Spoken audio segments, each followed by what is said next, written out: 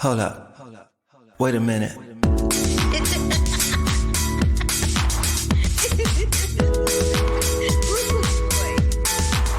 I wish you love, peace, and hair grease. Love, peace, and hair grease, y'all. Yeah, you know we shoot straight from the hip. This is Carla Renata, aka the Curvy Critic, and I shoot straight from the hip. Yeah, you know we shoot straight from the hip.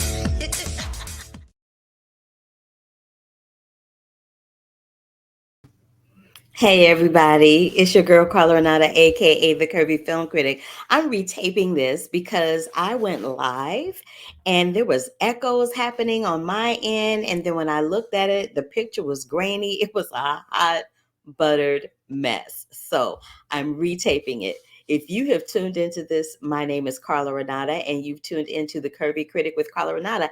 It's my podcast, and I come here every week where I do reviews and interviews with people above and below the line in the film industry. This week, I don't have any interviews. I'm going to do a Creed retrospective because Creed drops in theaters on March 3rd. But I do have an interview next week, a live interview on the air live in real time with Miss Shaniqua Shande, who is one of the stars of Prime Video's Harlem. So I can't wait for y'all to see that. But in the meantime, I usually talk about what is going on.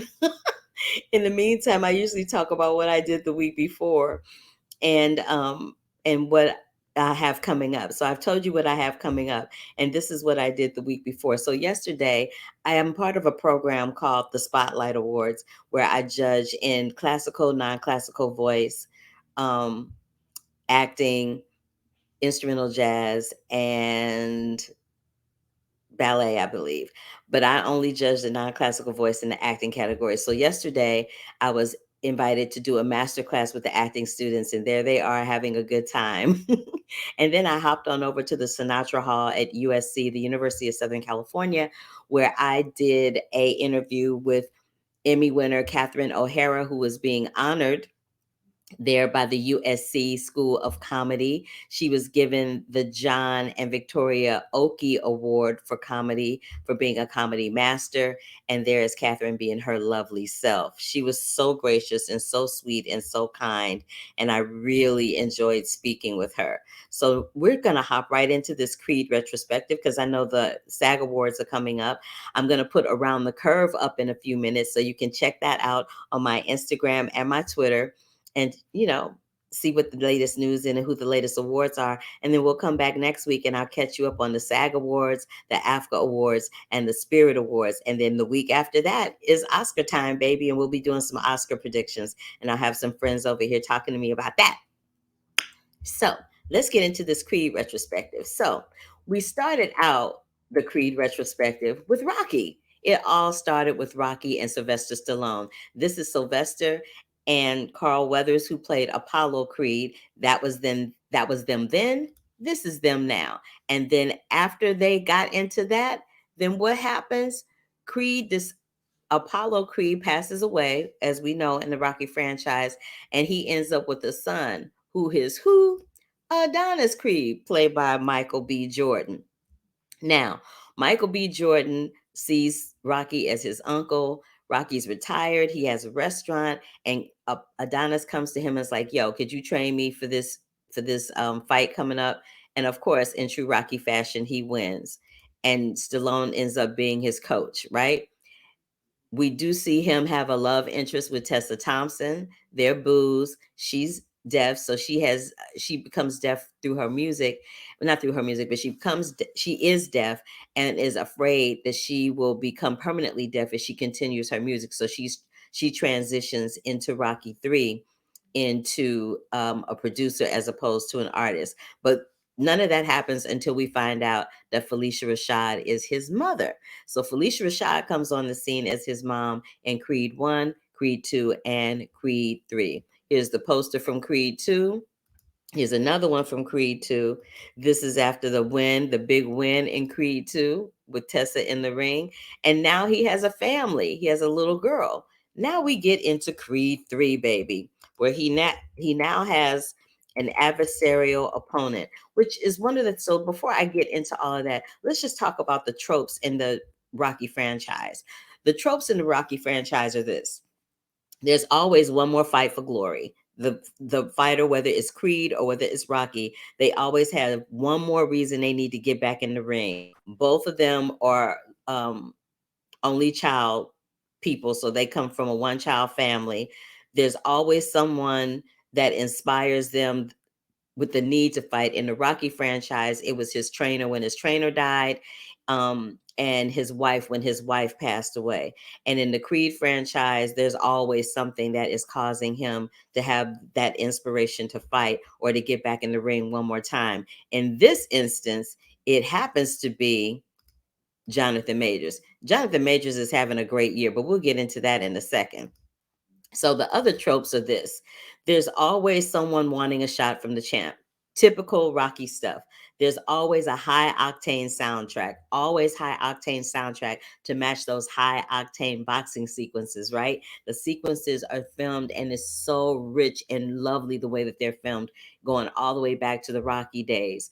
And there's always that rags to riches theme with handling the traps of fame. So in Rocky, we saw Rocky, become so famous and so revered that his we saw how his life elevated through how he lived and where he lived. So he was no longer living in the hood in Philly. He was, out in the suburbs with a big mansion. And then Paulie screws up all the money while he's over in Russia or wherever he was trying to fight, and they end up losing their house and he ends up moving back to the hood, and then he just never does go back to that lifestyle. He stays in the hood, he opens a gym, he has a restaurant. It's a whole situation. But we see these same tropes happen for Adonis Creed in Creed 3. It's introduced. What's also introduced even in Creed, in the beginning of the Creed franchise, we were introduced to his love interest, Tessa Thompson, who is signing and has to use ASL in order to communicate. But we also see that they have a daughter. The daughter that I showed the little baby picture of, she's now a little on the verge of being a teenager. She's like maybe 10ish, and she is born deaf as well. So we see them, signing and communicating with her. We also see that she has a love of boxing like her dad, which couldn't stop me from thinking about the late Kobe Bryant and his daughter Giselle. So I saw that little parallel, and with this being Michael B. Jordan's directorial debut, I couldn't help but think if maybe him and Ryan Coogler, this was their small but tiny tribute to Kobe Bryant and his legacy, in that way, by making it a legacy for Adonis Creed in Creed 3. One thing that we always see is a strong woman behind the man. Adrian was a strong woman behind Rocky, and Tessa's character is the strong woman behind Adonis. Really strong, very supportive, not a nagging kind of strong, but like, I got you, boo. I'll be there. No worries. All of the women in both of their lives are always very supportive, but they're supportive to a point. Like they're not stupid. They'll support you to a point, but then they kind of go, okay, what's happening?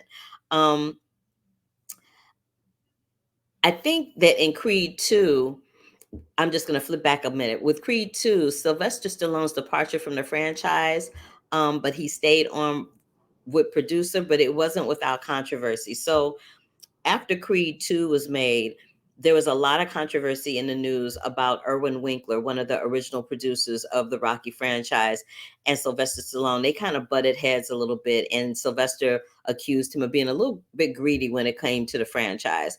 And I hope that they work things out because, I'm a diehard Rocky fan, honey, and I would hate to see, a rivalry or some financial bickering stop the franchise from moving forward, because it really is great entertainment. Um, and the year of Jonathan Majors is having a great year. He's got this film he has this film that's out. His film from Sundance Magazine, Dreams, has been picked up. He's in like 2 or 3 projects this year. And so I'm pretty sure that he's going to be a major part of the awards conversation moving into 2024. But having said that, talking about the awards conversation, you see that segue? Did you like that? I knew that you would. Speaking about awards conversations, the SAG Awards are today. And so I just wanted to give my brief but noted predictions about what's going to happen tonight. So I'm feeling like Everything Everywhere All at Once is going to have a really good night. I'm also feeling like um, they're probably going to take home performance by a cast ensemble. But what could win might be Women Talking or the Banshees of Inisherin. Not quite sure how that's going to swing.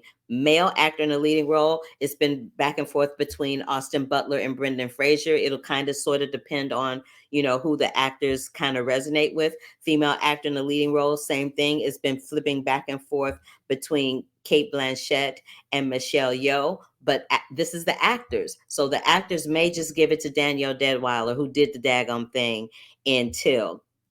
But Michelle Yeoh has been picking up everything, so we'll just see. Actor in the supporting role, I think Kiwi Kwan is going to keep his streak, but it also could go to Barry Keoghan from the Banshees of Inisherin, or it could go to Mark Rylance and Bones and All. I wasn't a big fan of Bones and All; it was a little gory for me, but I've heard and read that that performance was really stellar. Angela Bassett, best supporting actress in a role, female actor in a supporting role. I meant to say, Angela Bassett has been sweeping the category. The only other person that could upset her for that, because it is the Screen Actors Guild Awards, would be Jamie Lee Curtis or Stephanie Hsu, because people really love Stephanie Hsu, and honestly, Everything Everywhere All at Once would not be able to pull off what it did without her and her performance. Stunt ensemble for a motion picture is definitely going to Top Gun Maverick. That's a no-brainer.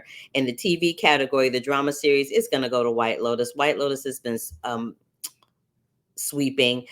Comedy series, Abbott Elementary, absolutely. I can't see anybody that's going to take that from them. Male actor in the drama series, Bob Odenkirk has been sweeping for Better Call Saul, so he may continue his sweep. The only thing that might upset him would be Jason Bateman or Adam Scott in that category. Female actor in a drama series, Zendaya has been sweeping this category for a couple of years now. The only other person that could upset her at this point would be Jennifer Coolidge for The White Lotus. Male actor in a comedy series, I'm thinking Jeremy Allen White might win. He's been on a little bit of a streak, but the only person that could upset him would be Steve Martin in Only Murders in the Building. Female actor in a comedy series, Jean Smart has really been sweeping this category, but I'm feeling like it might be Quinta Brunson's year, y'all. And male actor in a TV limited movie series, I'm feeling like it might go to Evan Peters for Dahmer, but it also could go to Paul Walter Hauser for Blackbird. That's been it's kind of flipped back and forth between those two. Female actor in a TV movie or limited series, I'm feeling like Amanda Seyfried may win, but the upset could be Niecy Nash Betts, because she did take home the Critics' Choice for her role in Dahmer. Um, and I'm thinking those are the big winners. So we'll see how it all shakes out. And I'll come back next week and talk to you all about it. Also, when I come back next week, I'll be talking, like I said at the beginning of the broadcast, I'll be talking about the AFCA Awards. I'll be talking about the Spirit Awards. I'll recap the SAG Awards. Around the Curve will be up on my Instagram and my Twitter. So you'll be able to see the recaps there for the PGA, the DGA, and a couple of other awards that went down over the weekend. And I'm going to have, like I said at the beginning of the broadcast, I'm going to have Shaniqua Shandai, who is one of the stars of Amazon Prime Videos, Harlem. And I can't wait to talk to her. That is my girl. She is so lovely, and she keeps it 100% real. I might ask her, about who she might think is going to win the Oscar. I don't know if she even keep up with that stuff, but we can always ask. This is a short abbreviated version of the Curvy Critic with Carla Renata. And this is a better version than the one that was up before, that was glitching and all crazy acting before. But if this is your first time joining me, like I said at the beginning of the podcast, give me a big thumbs up if you are on YouTube. If you are on Twitter and LinkedIn watching this, please subscribe to the channel. You never know who you might see here. I have the cast of Shazam coming up in a couple of weeks. I have some other interviews and some other live guests, and I'll let you know as those shake out. So having said that, um, be safe, be sound. Check out the SAG Awards that are coming up in 10 minutes. And yeah, love, peace, and hair grease, y'all. Until the next time. Bye.